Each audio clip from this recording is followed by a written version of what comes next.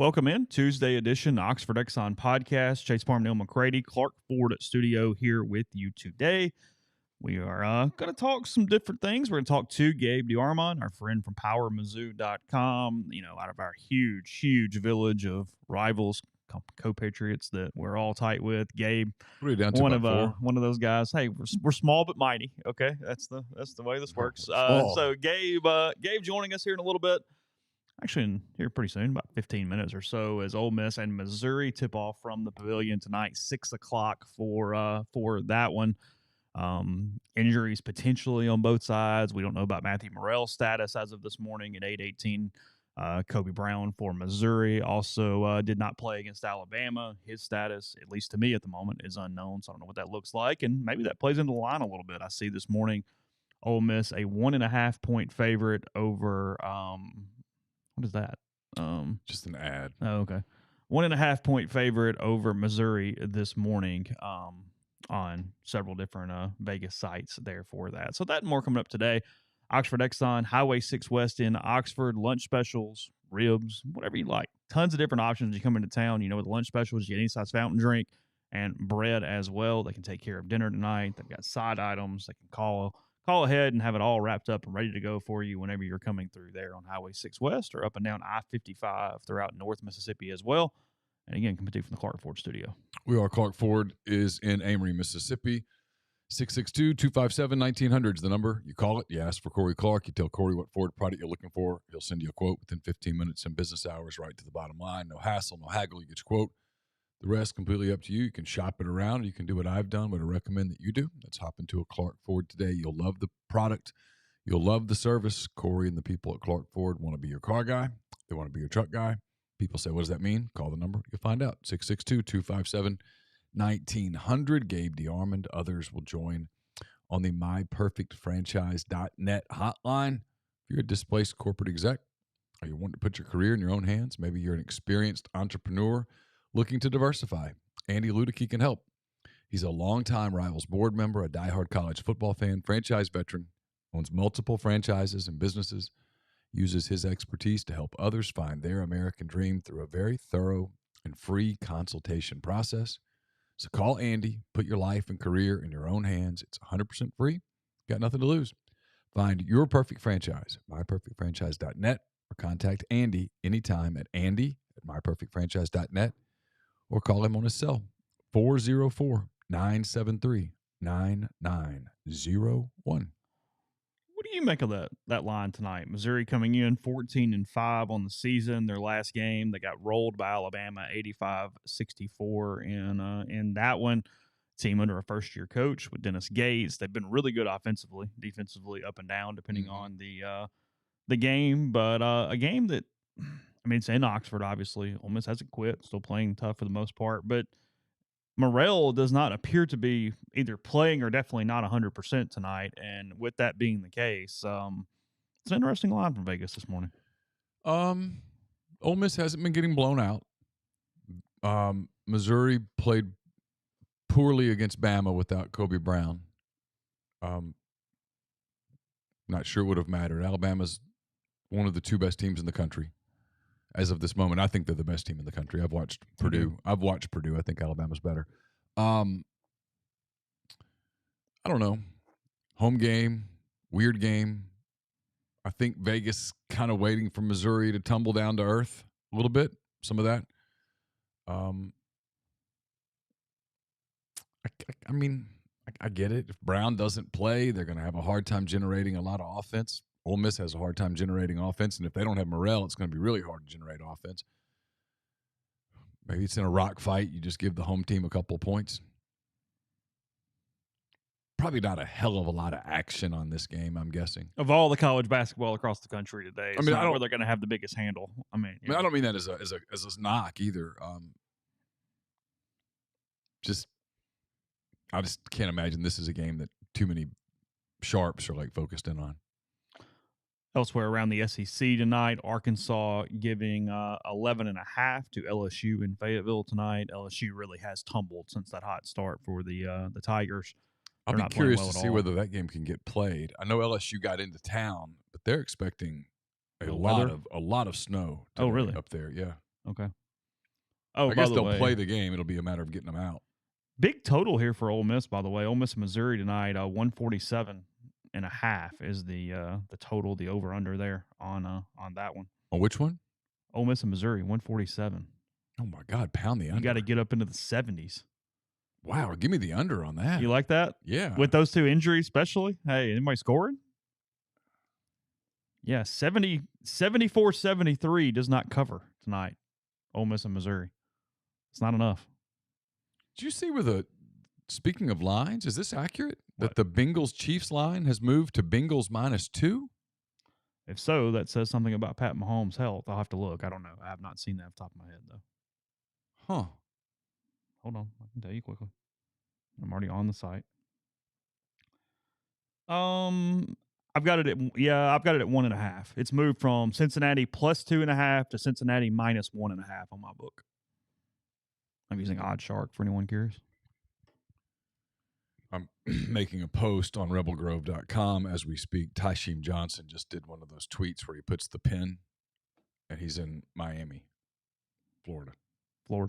So I don't know whether that means he has committed or signed or. So does that mean FIU or is he going to Coral Gables and he just isn't right? He's missing the exact place he's at. That's a great question. I mean, saying. Did he start a Tuesday thread? Yeah, there's a thread. Oh. Is it not? Yeah. I don't see it, but I'm looking. Hold on. Oh, there it is. Yeah. So you think Tysheem is in Miami? Well, he's indicating via the Twitter machine. He said Miami, Florida? He put just the pin down, and okay. I looked at his location, and it says he has Miami. location on it. Okay. Look at you sleuthing over there. I know, man. I love me some Cruton. God, I love it. Love Cruton. There's nothing. Is this Cruton if it's Portal? You can't beat the Portal. Portal Cruton is the best Cruton. Because he's just no telling. Just no telling. It's the best for intrigue.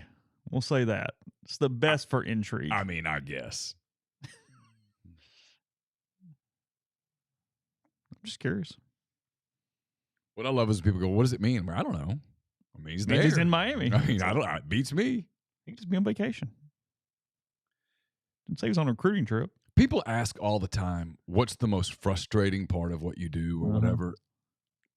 I was listening to a Bengals podcast yesterday at the gym, okay? You really are all in. It was a good podcast. Okay. And it was the two guys that cover the Bengals for The Athletic. All right.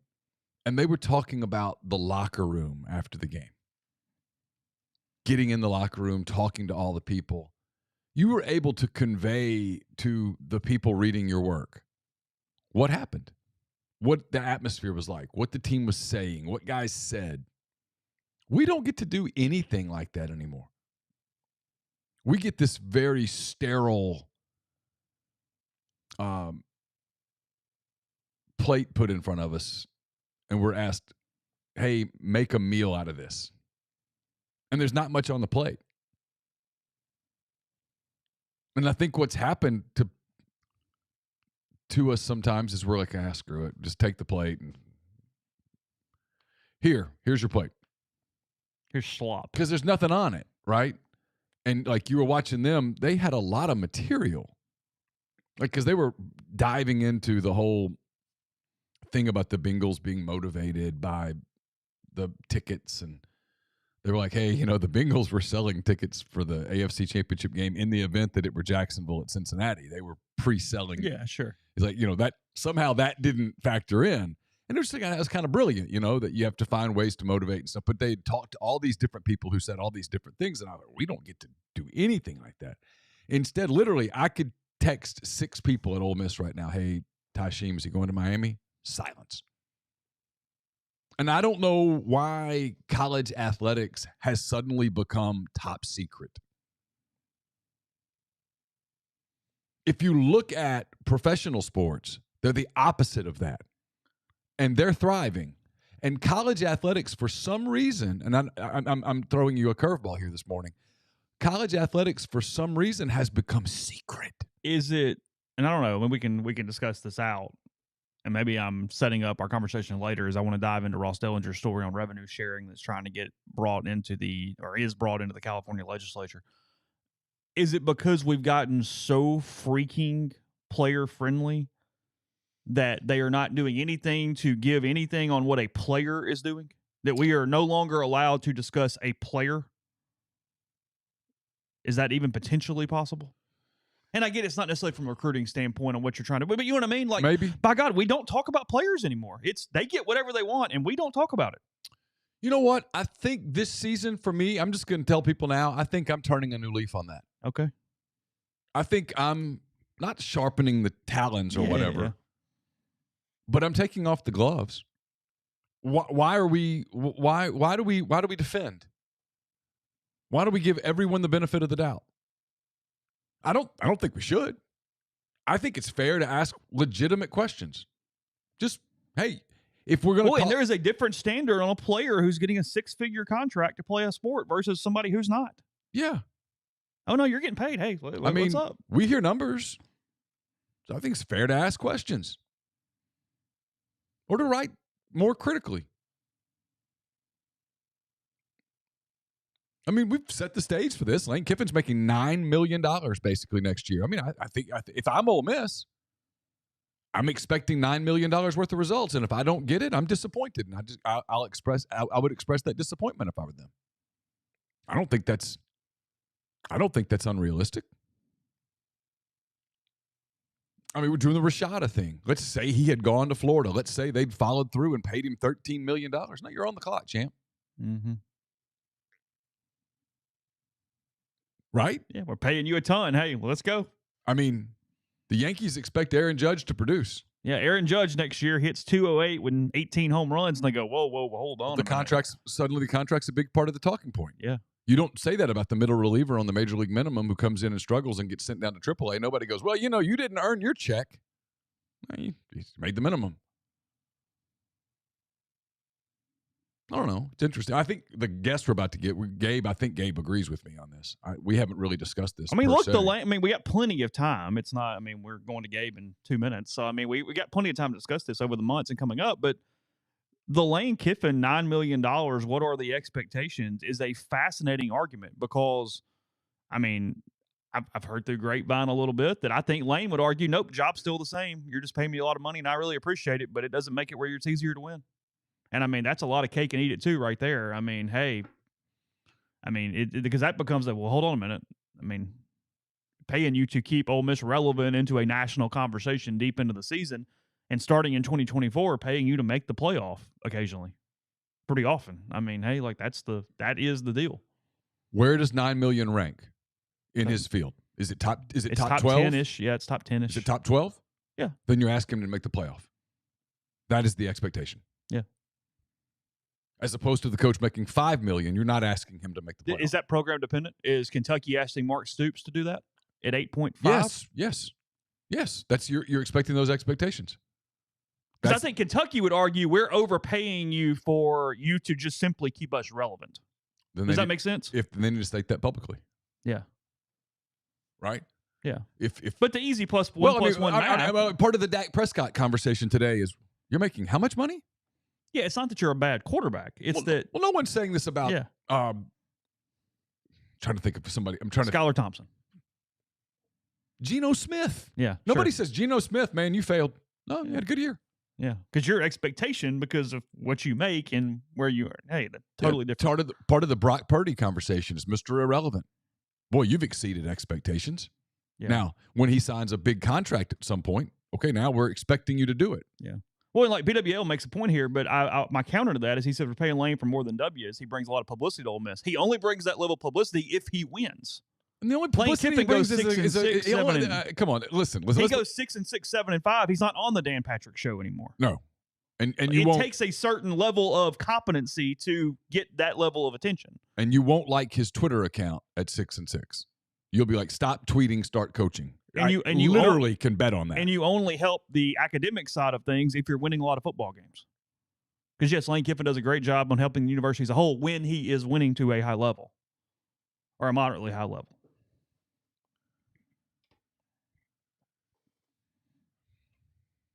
It's fascinating. Again, plenty of time. But no, you're right. Look, players, that is the other side of this, is that suddenly, no, hold on a minute. You're making a lot of money. Let's talk about it. It's very fair. It's more than fair. Again, We're going to get into the revenue thing in a minute after Gabe. We're into this era right now where it's known to, by God, we can't question the players, but then they get whatever they want. It's like, well, hold on a minute. We've gone so far the other way from where we were that it makes no sense. All right, Gabe. And for whatever reason, I think we've all played along too long. That's just me. I think because there's a fear that if you get perceived as being negative, that you'll get canceled. And I don't think you do.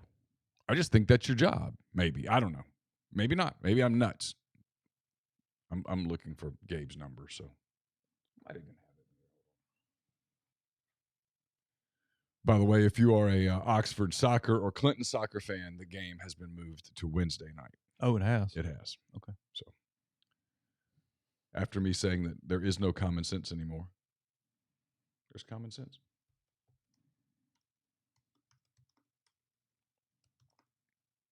So it just happened? Literally just happened. Okay. Which is fine. I kept thinking, surely we're going to come to our senses. Because there's a 100% chance of rain and thunder tonight there and a 0% chance tomorrow. You move the game. Yeah, sure. Right? And they have until the winner plays Saturday in the next round? That is correct. Okay. Clinton's ranked number 1 in the country among 6A teams. Are they really? According to Max Preps, yeah. Really? Are they undefeated? Yeah, no one cares. They've tied one game. They're the defending champs. Oh, really? Yeah, Oxford played them. We lost 1-0 in December. Oh. So you're running into a buzzsaw early in the playoffs here, is what you're saying. Our season's either going to end or we're going to wake up going, we've got a chance.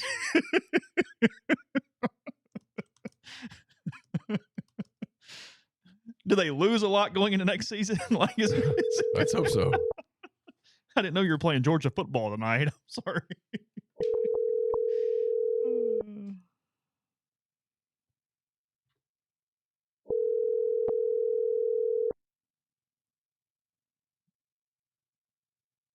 Well, their goal differential is just 63-9. I mean, what's that it? Yeah. Yeah. They're really good. They're a really good team. Wow. Please leave your message for. Oh, try him again in a minute. He'll call back. Yeah. Yeah, they're nobody cares. I don't know, but it's January 24th. They did only beat Madison Central 2-1 the other day. So I mean, it's now they've hammered a lot of other people. But anyway, did y'all play Madison Central this year? No, played Northwest Rankin. Didn't they play Northwest Rankin? Clinton. Germantown 4-0, Murrah 7-0, Madison Central 2-1 are their last 3 games. Okay. They beat Tupelo 4-1. They beat Tupelo 4-1? Yeah. We beat Tupelo 2-1 twice. Okay. They tied Northwest Rankin, as you said. Okay. And we beat Northwest Rankin 2-0. Okay. So scores. Hey. Because transitive property really does a lot of well and works. Does he know it's coming from a weird number? Yes. We've texted back and forth. Hello? Gabe? No, this is Chandler.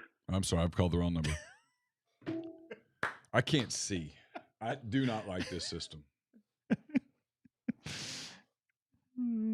He handled it better when we called the woman the other night at 10:45 or whatever that day. So, my bad, Chandler. Yeah. I'm sure Chandler's listening.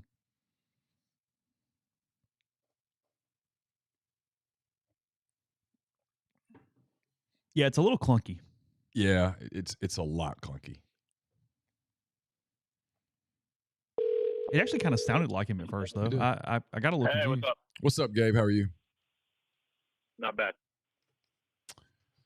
You're live, by the way. You're live, by the way. Oh, okay.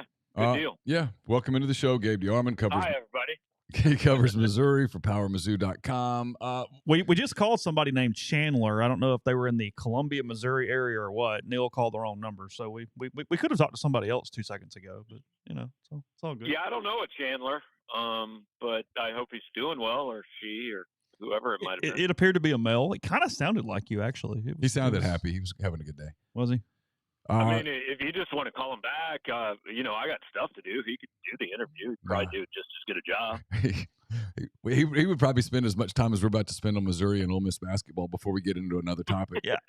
I really only have one question on that: is how is Ole Miss favored tonight in this game? I texted Neal the same question last night. I'm a little bit surprised. I mean, Missouri's 0-3 on the road, but they lost at Arkansas, lost at A&M and Florida. I think those are all better teams than Ole Miss, but also nobody knows if Kobe Brown's going to play because he didn't play last game. I don't know. It surprises me a little bit. I mean, if Missouri's going to be an NCAA tournament team, which is clearly the goal, they can't lose this game. You got to steal a couple of road games, and this needs to be one of them. Oh, it definitely does. They had a 17-point lead at Arkansas and let it get away. They were in those other games. They haven't been able to finish them. You've watched this team. You've seen tournament teams. You've seen teams that are not tournament teams. Is this a tournament team? I think it's a tournament team. It's not as good as Missouri fans wanted to think it was after they had beaten Illinois and Kentucky back-to-back when people were talking about top 4 in the SEC. But I think it's a tournament team. I mean, their path is basically win the home games, win at Ole Miss or Georgia or LSU, win one or two of those, and you're looking at 22 wins probably, and I think that's pretty safely in. Is it just Gates? Has he come in and changed the mentality? I know he brought in some new players, brought in some of his guys. Is it just a culture shift? Because it looks like people are actually going to the games and having fun again. Yeah, that's a big. I mean, it's the way they play too. They're one of the best offensive teams in the country, or at least have been most of the year. The last couple games might have hurt that a little bit, but I mean, they were at one point averaging. I think they're averaging about 84 points a game. They get up and down. They cause it. It's a little bit like Mike Anderson's style of basketball, but I compared this to Mike's early teams at Missouri, where he didn't really have the guys to do everything he wanted to do, but he still had his system in place enough to make them competitive. Missouri's problem right now is if you can force them to not play that style, if you just slow down and get them in a half-court game, if you're decent, you beat them. I mean, that's what Florida did. That's what A&M did. And I think if those games are in Columbia, Missouri wins. But on the road, a half-court game, they struggled. They were 3 for 28 from 3 against Alabama last weekend. That's not great. I'm not saying I could do that in a Division I game, but one of you guys might be able to. I think that came out to 10.7%.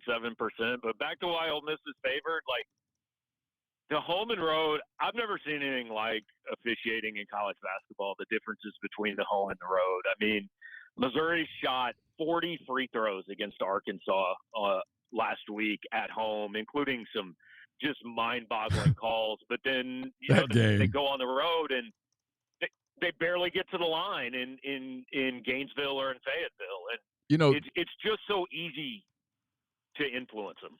That game in Columbia, I felt bad for both teams by the end of it. I didn't watch a lot of it because I was watching an NBA game. But why didn't you feel bad for me? I had to be there. Well, I did feel bad for anybody who had to cover it because you're just writing a story. Good. You're writing a story about free throws. But if you're the kids on either one of those two teams, no matter whether you like Missouri or like Arkansas or hate them both or whatever, if you're the kids on those two teams, they don't know how to play by the end of the game. Like, I can't. What am I supposed to do? That has to be an incredibly frustrating thing when your coach is yelling at you and you're like, hey, I didn't touch him. And then they go back and look at it. And sure enough, I didn't touch him. I mean, you've got guys in foul trouble that are fouling out or whatever, or quote, committing big fouls, and there's no contact. Yeah, I mean, and there were some bad calls both ways. Oh, yeah, both ways. Yeah. The beneficiary of more than the other. But it was the textbook game for the fan that says, this is a bad sport that I don't watch anymore. Yep. That's why. I mean, there were 56 fouls called in that game, I think, and 60-some-odd free throws. And, I mean, I credit Missouri in one sense in that in the second half it just became obvious all you have to do is dribble close to the basket and you're going to the free throw line. But just go do that. And Missouri did, and they made the free throws, so I guess they deserve credit. But, I mean, it was an 8 o'clock game that took 2 hours and 40 minutes. It was awful. Yeah. 240. It started. I Something watched like that. I might be exaggerating. Either I've been known way, to do that, but Jesus. it was long. the NBA game I was watching ended, and I figured everything was over, and I just flipped, and they still had like 4.5, 5 minutes left, and so that's what I watched. And And then those 4.5, 5 minutes took another 40 minutes. well, they took a half hour. Seriously, they took an absolute half hour, and Yeah. and you could see the frustration on both teams because they just don't know what to do. We could get off on this tangent forever. Let me ask you about this. Eli Drinkwitz, who we almost ended up covering here, I'm convinced. He's trying to get into the portal, all that stuff. How is Missouri's portal recruiting going? How much are they losing, gaining? You don't have to break it down. And then from an NIL standpoint, where does Mizzou stand right now, if best you can tell, as it compares to the rest of the league? Yeah, they've done, I think the only goal for any coach in the portal is just get more than you lose, right? I mean, they lose Dominic Lovett, who was the third leading receiver in the league, to Georgia, and then Missouri fans said, well, why is he going there? He's going to be the fifth guy, and then they had a guy transfer and another guy get arrested, and all of a sudden it looks like he might play pretty well down there. But they've gotten – I think they've gotten more out of it than they've put into it, because outside of Lovett, most of the guys that have gone into it were guys that weren't really playing. I mean, I think they've had 16 guys go in or something like that, but only one or two of them is an impact player at all. So you just kind of flip the roster every year. They got a quarterback from Miami, Jake Garcia, so he's going to come in here and compete for the starting job. I mean, he was a top 50 national recruit with just the most 2022 story ever. He was from California, and COVID canceled his season, so his parents got legally separated so that he was allowed to move and play high school football in Georgia. And then a couple schools in Georgia said for some reason he couldn't play there, so he ended up at like 5 high schools in 4 years, and his senior year won a state title in Georgia, actually beat Missouri's redshirt freshman Sam Horn in that state title game. Then he went to Miami, played a little bit. Tyler Van Dyne beat him out, and now he's coming here. So he is well traveled and kind of the poster boy for college football. But NIL wise, I don't know, man. You guys know this. Who do you believe, right? Yeah, it's fair. Do you believe that there was $13 million for Jaden Rashada? I mean, I believe they told him that. I believe some people at Florida probably said overtime will get you $13 million. I don't believe anybody at Florida had $13 million to give him immediately, which maybe was the problem. I don't know. But I've not gotten any indication that, Missouri's coaches feel like they don't have as much as they need. I mean, are they ever going to go out and do some of these Tennessee, Florida rumored type deals? No, because that's not where they stand in college football. But I think they've got enough to put themselves in position where, okay, you're competitive, you're whatever your place is in the league, 6th to 10th or whatever in this, and now you've got to go be better than that on the field. All right, got a question. You and I have very similar backgrounds, more traditional media. Your father was a journalism legend in that state at the Kansas City Star. You've grown up around it. We've always had this attitude, and I think it's always been fairly appropriate, that, you know what, we got to kind of protect the kids. Can't really write about the kids. Can't hold the kids to that high of a standard. They're amateurs.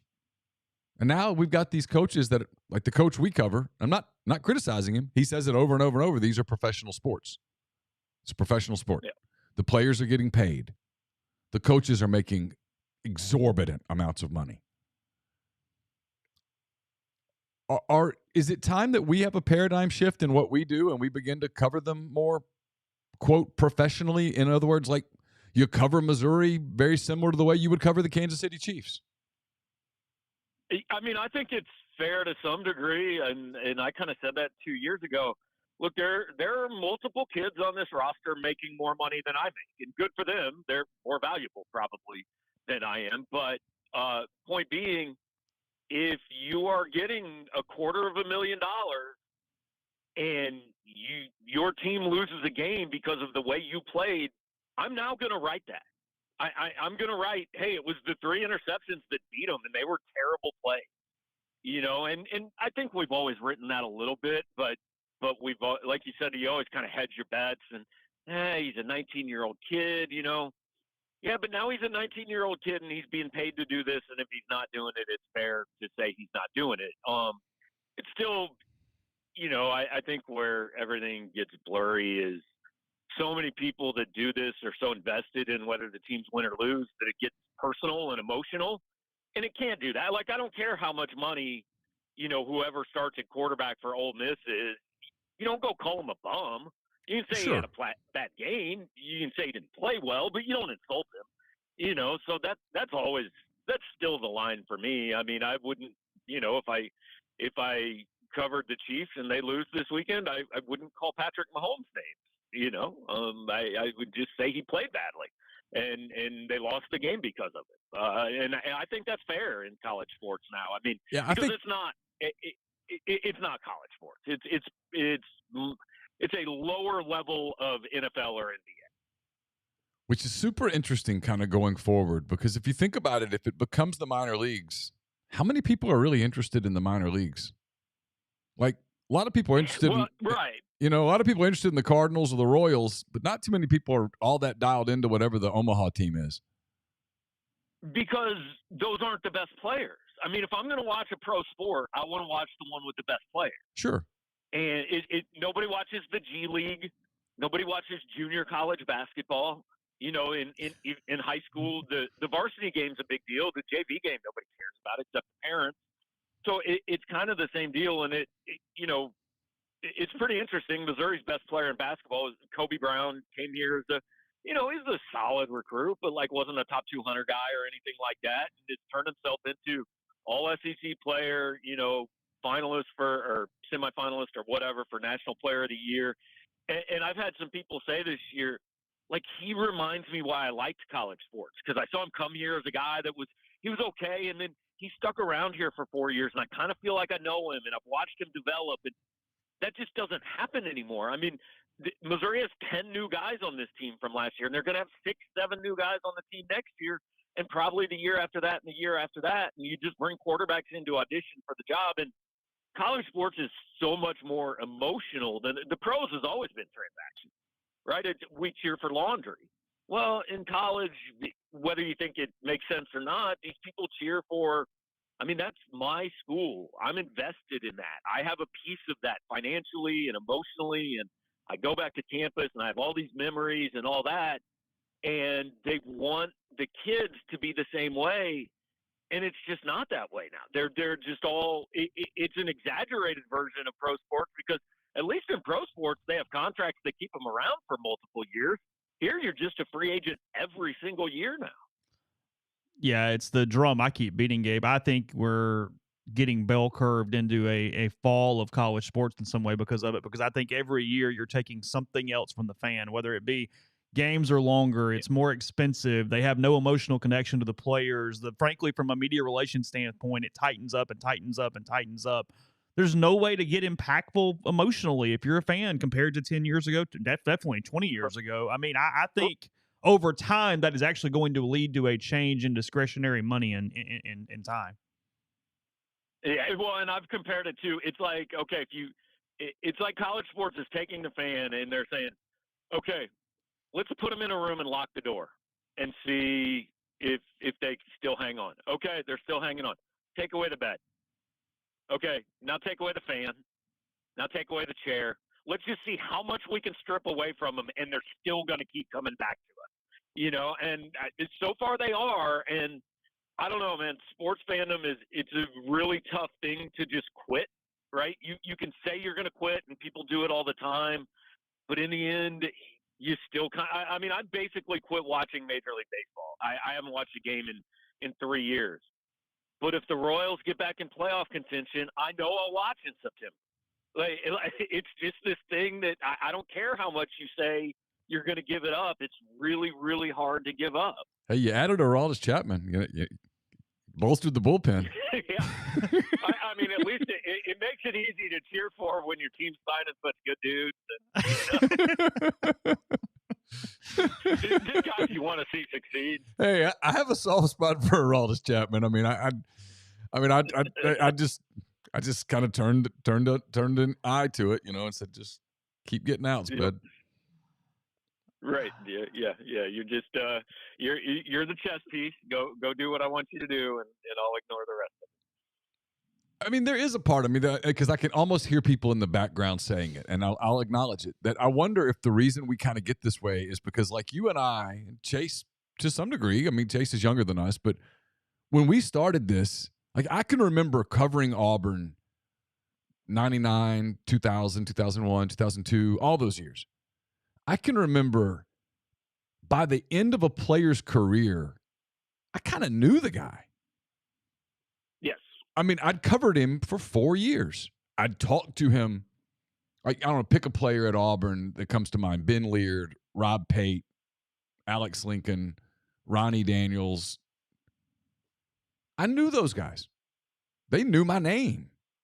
Yep. By the end of 4 years, they knew who we were. We would talk. There was, I mean, not when I say a relationship, it wasn't like we were buddies or whatever, but I don't know, you could small talk. There was a conversation that was there. And now that doesn't, that doesn't exist now, Gabe. There's guys, I guarantee you there's guys who played at Missouri last year who have no idea who you are. Oh, 100%. I mean, there are guys that played at Missouri between 2003 and probably, I don't know, up to about 2010 or 12 that, like, I still keep in touch with. Now part of that is when I covered them, I was, 32 and not 46, and that makes a difference. But also, I mean, I text with them and we'll, we see each other. They know who I am. They've met my wife and kids before, things like that. And not that we're friends, like you said, but you know each other and you know them beyond this transactional relationship. And that doesn't exist anymore. Now the relationship is, okay, if your coach says it's okay, 4 times a year, you're going to be the guy that has to sit in front of me and 8 other guys who ask you questions. And all we need is just, okay, can you please say words so that I can write whatever words you say? Yes. And then we'll move on and we'll do it again. And then I'll do it with somebody else who the coach says can talk to me the next time. And that's it. And it's worse for everybody. I mean, fans don't care until they don't get those stories, right? Until they don't know the kids. And then all of a sudden they're like, well, this sucks. I don't even know that guy. It's like, yeah, neither do I. Yeah. That's the hard part about it. Whoever starts at quarterback for Missouri, there's a decent chance I will never have talked to him before he starts a game this year. Yeah. I mean, ever. It's the reason I still like baseball. Because you can walk around and do whatever you want to do. And you just happen to be covering at a place where it matters enough that you can do that. Yeah. But yeah, football-wise, no clue. No idea. I mean, outside of NIL-related interviews, Quinshon Judkins, we have not spoken to. Yet the opposite of that is if I'm a Kansas City Chiefs fan, by the end of a football season, if I follow the Chiefs, whether it's in the Kansas City Star or in the Athletic or whatever, right? I feel like I know half the roster. Those guys have a level of and the thing, yes, the NFL now has the ultimate, like, the no fun league has far better access than college sports do. And the thing is, it's bad for the kids on 2 levels, right? These kids are supposedly making money off their name, image, and likeness, but the fans don't know this. I mean, it would do these kids good. Yeah, ultimately it's based on the play, but it would also do them good to get out and show their personality a little bit. And so fans go, hey, I like that dude, man. I wonder if there's something I can do to help him out. And then they get to the NFL, and they're going to have to talk to the media. I mean, I've always said, like, coaches think we are out to get these kids. If they think we're hard on these kids, I mean, wait till they get to the pros and throw a pick 6 to lose a playoff game. They haven't seen media that's hard on them, or fans that are hard on them, and until that happens. And so it's worse for all involved. I think they're doing the kids a disservice, but I think it's getting worse because college coaches are the ultimate, like they have to control everything. They've always controlled everything. And now they're losing control of a lot of things because of NIL and the free transfers and all this stuff. But the one thing they can still control is, by God, you are not going to talk to this kid and ask him about his grandma that raised him when his parents died, because that would do irreparable harm to my program. Except now now there's people that just go, hey, I'm going to pay you $200 for that interview because of NIL. Except they're not going to file the paperwork. They're just going to pay for it and do it that way. Allegedly. Sorry, my fault. If it's worth it to you, more power to you, I guess. I don't know about you guys. I got families. Got family I'd rather spend my money on. I heard a story yesterday. Not families. I want to be clear. I do not have multiple families. I have one. I mean, I won't name the school at all. I won't name anything about it. But I heard of a staffer being paid a significant amount of money, a decent chunk of money under the table for inside information regarding recruiting. I mean, I was like, okay. I mean, you care more than me. Last year it was in Ohio State. Last year it was public. There were guys that got banned because they were paying players for practice information. Oh, that's right. Oh, yeah, that's right. That's part of public court record. Again, whatever. I'll operate under the rules they set forward. As long as the rules are the same for everybody else, ain't worth my personal money. You're a diehard Chiefs fan. How concerned are you? Give me your concern level 1 to 10 on your boy Mahomes this week. I mean, I think he'll play, and he won't be 100%, but he'll be good. But my concern level is more that they are playing Joe Burrow and his alien receivers. I like that. I like that the Bengals are favored because I could see a Michael Jordan. I took that personally interview with Pat after this game. If that happens, but I've reached the point where this is maybe the first time in 5 years I expect the Chiefs to lose, and I'm just okay with it if they do. Oh wow! Oh. It's when you've gotten pretty fat and happy on your fandom, isn't it? AFC title game. You know what? It's going to be all right. Still got Patty moving forward. It's all right. It's all good. Like, literally, this is, and I know your people probably don't care too much to get into the weeds on it, but I mean, this was a rebuilding year for the Chiefs, right? They trade away Tyreek Hill. They're on this first year of Mahomes' $1 trillion deal or whatever. This was the year everybody in the AFC West spent millions and millions of dollars. Let's go catch them. And all they're doing is hosting the AFC title game for the 5th straight year. And guess what? Josh Allen going to get paid pretty soon, and Joe Burrow going to get paid pretty soon, and things are going to even out again. That's for sure. Those guys are going to get theirs. Yeah, I actually read an ESPN thing today saying this offseason, Burrow and Herbert were both signing contracts that will be more than Rodgers' record of $50.3 million per year. Oh, it could be a whole lot worse. You could have Justin Herbert going into his second contract and you never won a playoff game. That's true. Yeah, that's rough. Hey, man, as always, thank you for the time. But yeah, go ahead. Go ahead. What you got? This week's game is not during a basketball game, so. Oh, so yeah. I don't have to pretend to be watching a basketball game. Gabe tweeted about the Chiefs during the Mizzou game, and this guy was like, "You can't focus on the game." He's like, I am focused on the game." To be clear, the tweet was Nick Bolton's name, a Mizzou alum, after he recovered a game changer. That was the entire tweet. Okay. That was it. Yeah, the guy got irritated. The thing is, with college basketball, Twitter professional anger, man. You can look up at the last 5 minutes of a college basketball game, pull up the stats, and you can write a decent game recap from stats alone from basketball. The way the game's played now. I'm not sure how much attention I had to pay to a game they lost by 21 points. The team I think is the best in the country. That was over the second Missouri said that Kobe Brown was not playing.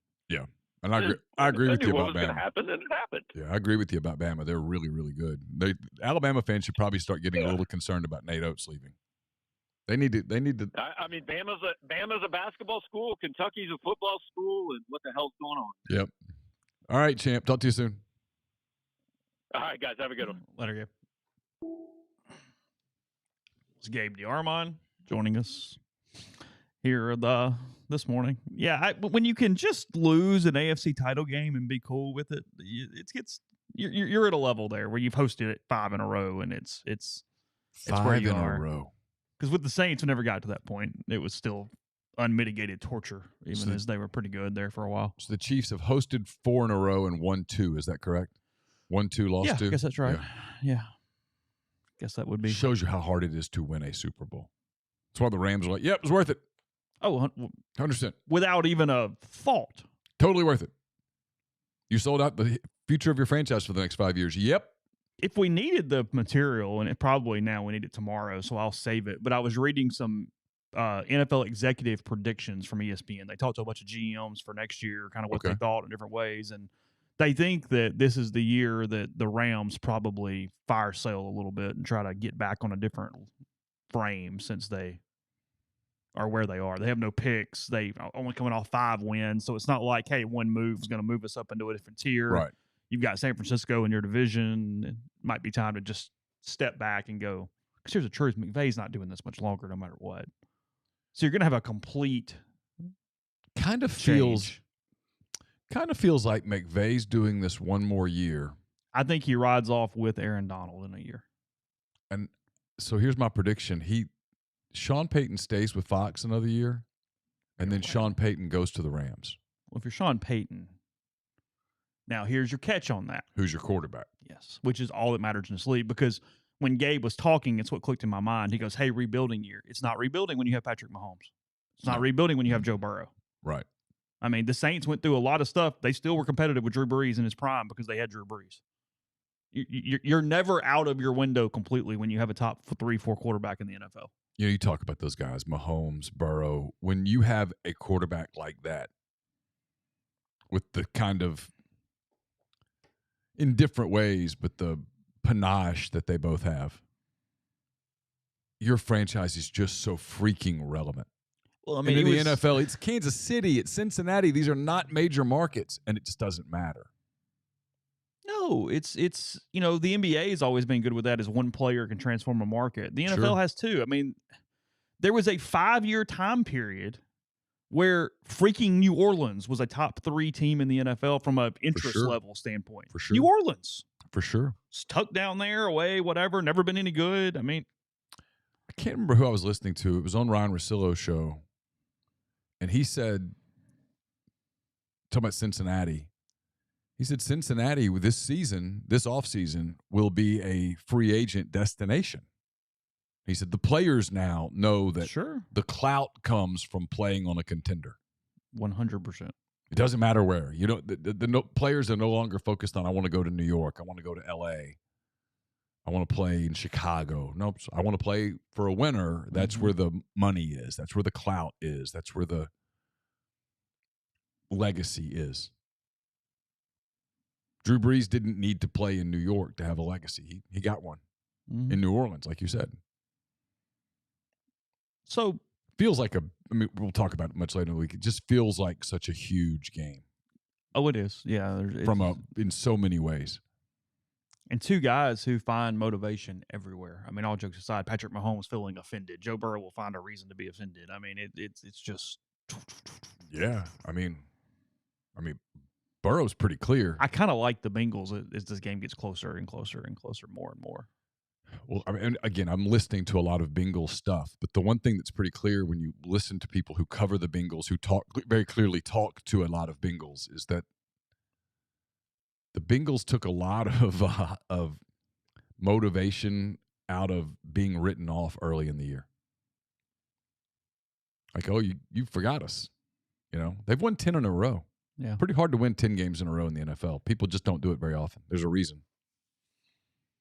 So I want to talk a little revenue sharing today, something we had not discussed on the show. And I'll be honest, so many bills pop up these days in college athletics that I ignore most of them because it's By the way, it was GJG23 is right. It was Damian Woody. My apologies. Damian Woody. Instead of who? Damian Woody was the guest on Russillo's show. Oh, sorry. That's okay. Yeah, he's very, very good. So I want to give credit where it's due. Go ahead. I'm sorry. I like Russillo, by the way. Most of the time these bills pop up and I'm kind of like, yeah, whatever, because it seems like everybody's in some ways it has become where politicians are looking for their own clout on doing these things, knowing they're going to get killed in session at some point, and you're pandering in a lot of different ways. Yep. But what has struck me about this one, as dumb as I think it is that I had somebody in college athletics bring it to my attention a couple weeks ago, and went, yeah, not today, but within 5 years, this concerns me. I was just kind of talking off hook, and I didn't even know it existed. And then a couple days later, Ross Dellinger comes out with a story on it, and you go, oh, well, you kind of tilt your head a little bit like a dog when they hear something or some sound out there. And this is in California, which is where several of these have spearheaded that actually have made way. I mean, NIL was out there, and then you've got that lobbying group that's all for the players' interest. I forget the guy's name. It's in the story that we've actually tried to get on the podcast multiple times, and he won't do it because we have a mutual friend, but he still won't go there. But Chris Holden, who's a Democrat from Pasadena, has written this bill that is essentially, and I'm going to try to explain this as easily as possible. It's called the College Athlete Protection Act, and it requires, just in California for now, the state colleges and universities to share a percentage of revenue with athletes participating in football, men's basketball, and women's basketball are the three sports that are tagged. There is no revenue in women's basketball. I didn't say, that's where I'm going. I didn't say profit. I said revenue. Okay. Yes. So you're talking about the TV contracts now. The first of 1,000 problems with this. Yes, I did not say profit. I said revenue. What you just described, go ahead. Yeah. There's plenty. Don't worry. So, essentially, it is picking out those sports because there's a percentage of money in revenue versus how much they spend on scholarships. They're identifying money-making sports by what they bring in versus how much a scholarship costs, and those are the three sports at most places that would qualify.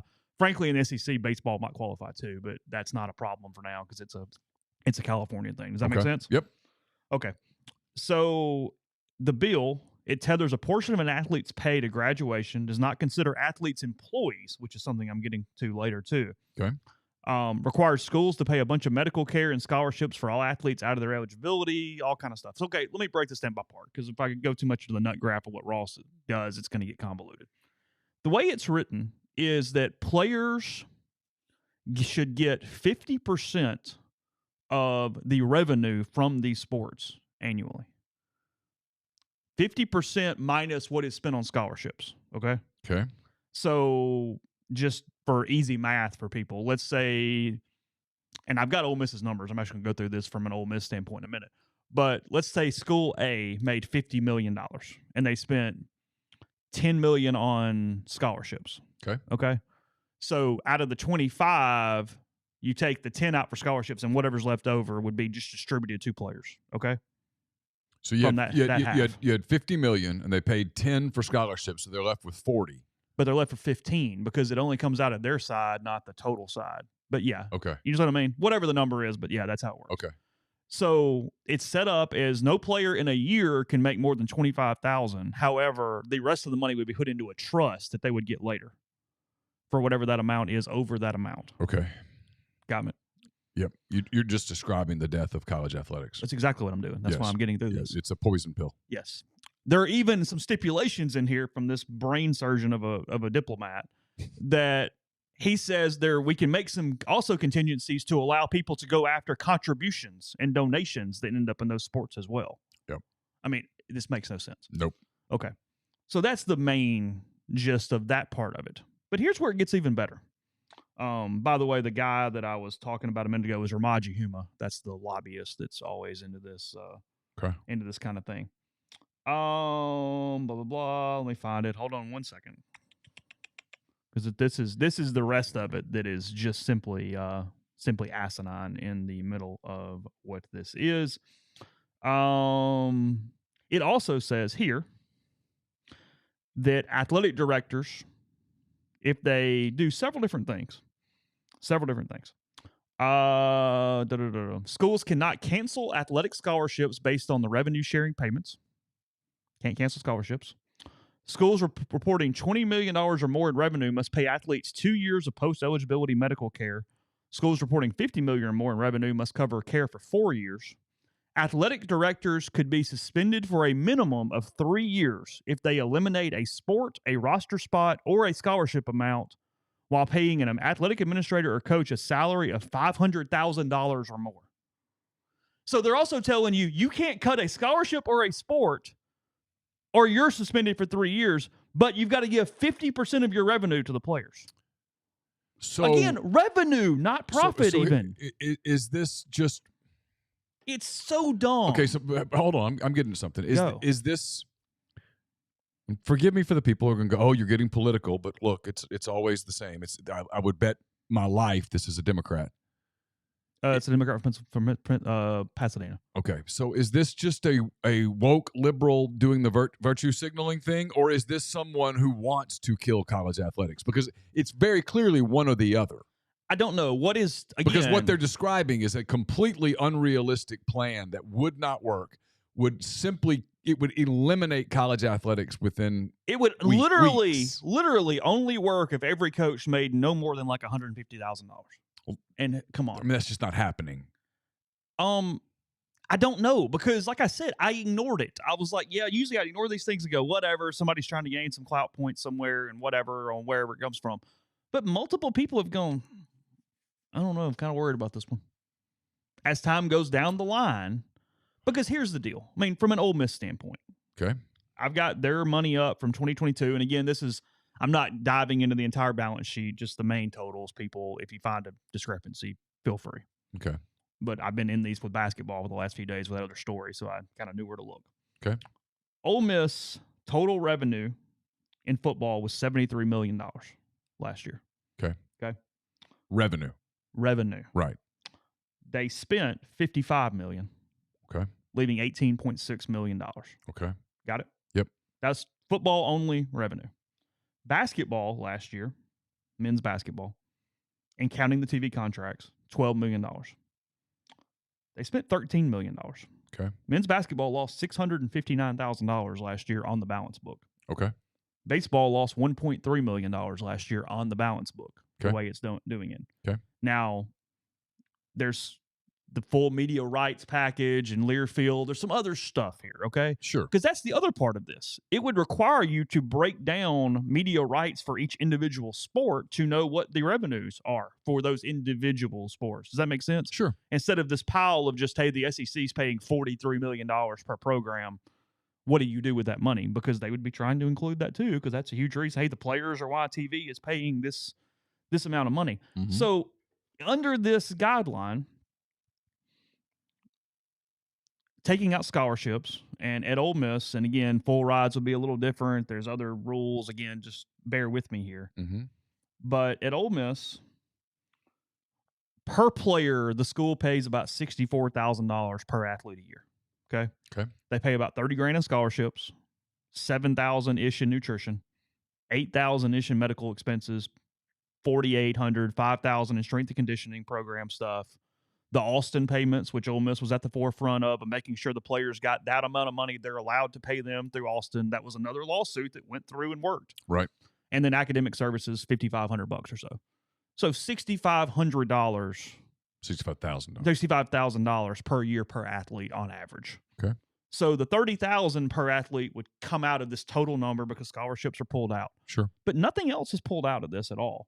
So Ole Miss, just doing some quick math, would need to take that $70 million for football, give away $28 million, give or take. That's more than the profit is right there. So that means it's over. It's over that. Just that one number means that's it. Because you can't walk in with what's it called, a scythe, like a machete, and just say, okay, well, hey, rifle, you're done. Women's golf, done. No, you can't do that. That's what I'm saying. You can't do that. So because that would be the answer. People keep going, run it like a business. Okay, well, if you run it like an effing business, you're going to walk in and go, hey, no offense to tennis. We love you guys. Well, every sport. Yeah, I'm just every Olympic sport. You're walking over to track and field and going, hey, I know you guys have had some success, but we're closing you down like now. Yeah. Yeah. Women's golf. I know you got a trophy 2 years ago. Peace. The truth is, you're walking into like softball, going, it was kind of worth it, but now it's not. You're gone. Truth is, you'd shut women's basketball down tomorrow. You'd walk in and go, get out. Don't play. Yeah. Don't practice. Nothing. But it's not a business. But it's written to be so stupid on every level. It literally every line of it is written to be stupid, which comes back to your point because makes me wonder if when you are we also just say, virtue signaling here? When you also say we can't be employees, well, then you take away the school having the ability to charge you for the medical, for the nutrition. You know what I mean? Because hey, if you're a business, that's not always included. I mean, you got to pay health insurance. I've got to pay health insurance. So suddenly the player would be paying health insurance. Would be paying all these things through the money given through this thing. Or at least, again, that wouldn't change what we're talking about, but it would at least bring in an element of sanity that is simply not existing in this. If there is any, beyond what Grind said, maybe of like bowl revenue sharing or something along those lines, postseason revenue sharing, I don't know. If there's any revenue sharing on overall balance books, literally, the only way college athletics survives is for every Olympic sport, probably including baseball at most places and women's basketball at all places almost, to be club sports where the university funds them on the lowest level possible to simply keep people playing a game. And think about how many victims at that point. Oh, I mean, lose the ability to go to college. That $65,000 becomes $4,000. Because let me tell you, I'm not diving into my own personal deal, but I've got 2 kids in college right now. One graduates in May. When people go, well, they don't get anything. Yeah, you do. The $65,000. No, that is something. As somebody told me this morning, that's a pretty good salary for an 18-year-old. I mean, I got to tell you, I would have loved for mine to get $65,000 a year. Yeah, and both of mine have scholarships and all of that stuff, but still, college is expensive. College is expensive.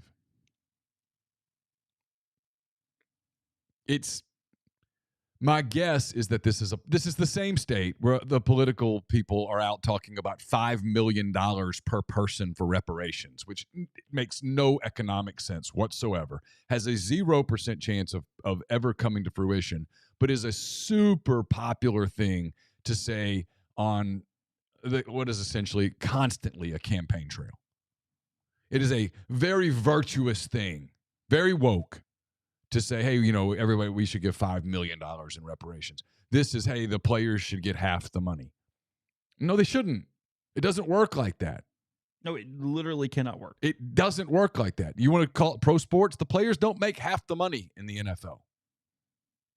Make a lot of it. They don't make half of it. And the Buffalo Bills, for example, aren't funding a women's tennis team. Yeah. That's my thing always. Stan Kroenke has a ton of different teams with him or his family or his LLCs or whatever. But the Rams don't have to pay for the Arsenal and the Colorado Avalanche and the Denver Nuggets too. Right. They make their own money and do their own things. Deal. Right. Yes. The Rams aren't just funding everybody. But that's the way this works. I mean, it's the model. And I'm not saying the model's great. I'm saying that you're destroying the entire premise of all of it. So the guy who's writing this is either virtue signaling or an idiot. The other sports at Ole Miss outside of those ones that I named specifically, they lose a total of $17.2 million a year. The other sports. Of course. And that doesn't include the number over here that is non-sport specific that loses $5 million. And that's a number that on the balance sheet gets $40 million in media rights. Right. So that's $40 million that is non-sport specific going into a pile, and yet when they run all expenses from non-sport specific, it still loses $5 million. Yeah, because every dime, and I'm not picking on golf here, but every dime golf spends is a lost dime. They brought no money in, right? Right. Yeah, of course. Yeah, 100%. And again, not criticizing. Yeah, I mean, the overall balance sheet for Ole Miss last year was a budget, which is why everybody talks about, oh my God, look at the huge budget. And again, salaries are crazy. There's lots of things. $133 million budget last year for Ole Miss. On the balance sheet, they spent $138 million. Yeah. I mean, it's not even run like what a business would normally run from an accounting standpoint. You're constantly just pulling and grabbing and, yeah. That's why when people go, well, just give him more money. Well, it's not that simple.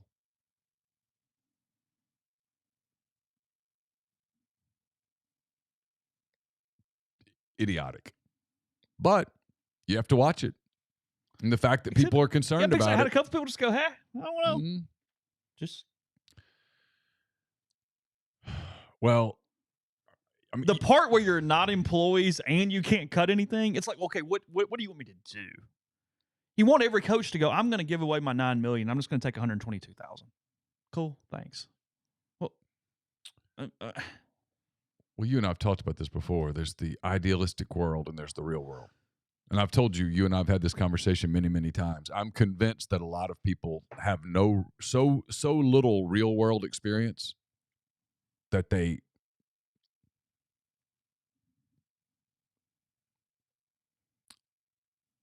just there's a lack of, I said this on McCready and Siskey yesterday, there's a lack of common sense in our country right now that is pervasive.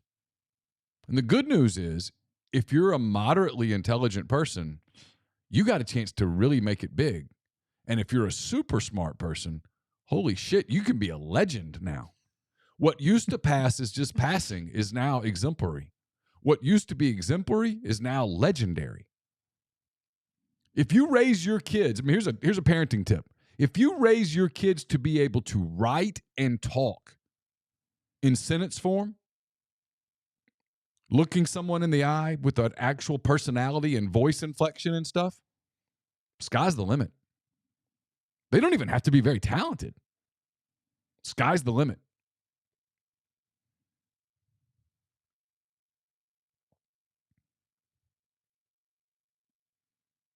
Get them to actually be able to think critically, and holy cow, man, look out. There's no telling how far they'll go. You think I'm kidding? no. Modicum of effort. Be able to walk into a job interview, look someone in the eye, have a conversation, do the small talk at the beginning, laugh a little, and then be able to switch gears, be serious, answer questions intelligently and thoughtfully, and be able to think somewhat critically. The world is your oyster. Oh, I mean, I've told people, I've had, whether it be interns or speaking to classes or anything else, 2 pieces of advice. Learn to truly listen when somebody's talking and then actually reply in a way that you were listening, and send thank you notes. That's it. That's it. 2 things. Yep. That's it. Send thank you notes. Listen. You're good. You'll figure it out. It's going to be all right. Don't text. Call. Yeah. Use a voice. Yeah. Oh. So I'll raise hell in my house. Like, because the girls will start texting downstairs. Oh, it drives you insane. And I'm like, nope. Do you really? Oh, yeah. Because I don't want to teach that. You going to text your way out of every problem? No, you got to communicate. You and I could have a text conversation where I would think, man, he's pissed off at me. Like, what's he upset about? And then if I talked to you and I heard your voice, I'm like, oh, he's not pissed off. Or maybe he's just kind of having a shitty day. Or it's like the people, you write okay with no punctuation, or like K, and you're like, hold on a minute, what'd that mean? Yeah. Hey, well, hold on. Well, What's the issue? Are we about to scrap? What are we doing? And it turns out they were just short. They were in a hurry. They were driving. Yeah. Especially with voice text, because sometimes they don't get the period always, and it's all over the place. Yeah. Yeah. So anyway, that's the new thing. There's always something. That's the thing today, is we're trying to kill college athletics at its core. So I know we're going to stop, but at what point do the people step up publicly? Because I think this is what has to happen. People step up publicly and go, yeah, that won't work. It just won't work. Well, and I think that's where it will go if it ever tries to get bred out of California. I think for now you're going, okay. Well, what do you do if you're at USC or UCLA, though, now? You're joining the Big Ten? I mean, don't you have to push back if you're? And they will. At some point, I mean, publicly, though. I mean, everyone is so scared to push back and go, that's stupid. That doesn't work. No. Yeah. I mean, it's the whole deal of, like I said on the show yesterday, someone goes, I'll identify as a cat. Well, you're not a cat. Doesn't matter if you identify as a cat. You're not a cat. I don't care. You think you're a cat. You're not a cat. You're just not. You're a person. It is what it is. I think it goes away once it. If you're USC or UCLA, I don't know. I have no idea what that means. I mean, I got nothing. Because again, it's. Well, someone at one of those schools, though, is going to take a little. I mean, I can't even imagine saying this. The courage to go, yeah, that would put us out of business. It's impossible. That won't work. You're an idiot. Michigan's probably very happy about it right now. Y'all go ahead. Yeah, I mean, cancel yourselves. Yeah. I don't know. But, I mean, I keep waiting for someone just to go, hey, congressman or whatever his name is, come spend a day. Let me show you the books. But I don't think that guy, my guess is that he's so far off in woke land that guy could look at those books and he wouldn't understand the numbers or would choose not to understand the numbers. We wouldn't care. Go fix it. Because he's the guy that goes, well, he's making too much money, so stop that. Okay, you identify as a cat. We should treat you like a cat. Why? What they give, and we'll stop here. Where is this? Hold on. Paragraph here. Humo, which is the lobbyist guy. Yeah. He says there's additional revenue not categorized by sport, such as donations, that can be reallocated to athletes under a revenue sharing model. There are other ways to shift around funds to pay athletes, such as, quote, decreasing exorbitant coaching salaries in football and basketball, slowing facility upgrades and renovations, and reduce staff sizes. So basically saying just shut it down to a JUCO level and then you can pay the athletes. I mean, look, sometimes you look at the football team pictures and there's like for every player, there's 3 staff. And you go, is that really necessary? I get it. But the answer is in today's world that to be competitive. Yeah.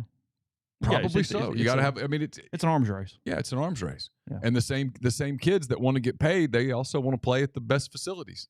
Yeah. And if you don't build them and you fall behind, all of a sudden the kids are like, well, I didn't like school X because their facilities weren't as good as school Y. Yeah. That's it. So, and if you were to say, hey, look, here's what we're going to do. The programs that make money, we're going to treat them like programs that make money. We're going to, like, if you're running a business, if I'm running a business and I got 6 salespeople, I got these 2 people over here are producing the overwhelming lion's share of my revenue. And I got the other people over here that aren't doing jack. Who am I taking care of? I want to keep the ones that are making the money. I don't really care if Jimmy and Susan over here bolt. Yeah. Yet you can't run an athletics program like that. You can't walk over to women's tennis and go, hey, listen. Peace out. Do not buy new rackets. No new uniforms. Do not travel. Don't stay in hotel rooms. Because that was actually the first version of this law picked up, or this bill, whatever, picked up zero traction because it didn't have enough flexibility for some Title IX stuff. And they were like, no, we can't do that. But they shifted around some things and then reintroduced it at this juncture. So, I mean, you want to do this, you got to start talking about erasing Title IX as it pertains to athletics. 100%. And no one's going to do that. Yeah. Because the truth is, I mean, from a production standpoint, if you were to have a soccer program at your school, you'd be better off having a men's soccer program than a women's soccer program because you get more people. Oh, what they're doing here is actually even more. I mean, they're destroying the entire system, but on a more micro level, they're punishing women. Yeah, they're doing. Yeah, the same people who care to who will tell you publicly that we fight for the women. Yeah, no, you're not. You're what you're doing is threatening them. Yeah. So, all right. We'll close there. Thanks to Gabe for his time today. Again, Ole Miss and Missouri, 6 o'clock tonight from the Pavilion for that one. Try to get some updates on Matthew Morrell and whatever else is going on there from that. Back with you again tomorrow morning. We'll talk some NFL, some more leading up to the Final Four, the semifinals in the NFL this weekend. So hope all of you have a wonderful day. We'll talk to you then.